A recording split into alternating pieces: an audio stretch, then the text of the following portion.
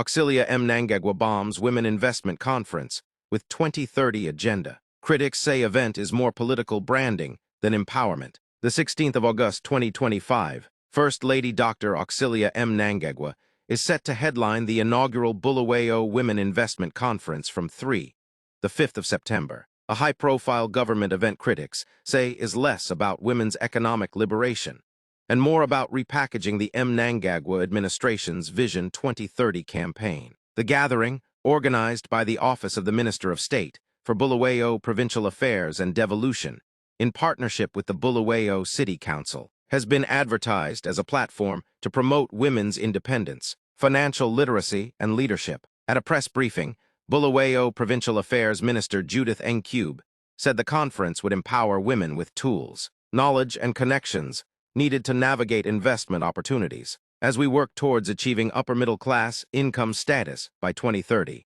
investing in women's economic potential is essential, Ngcube said.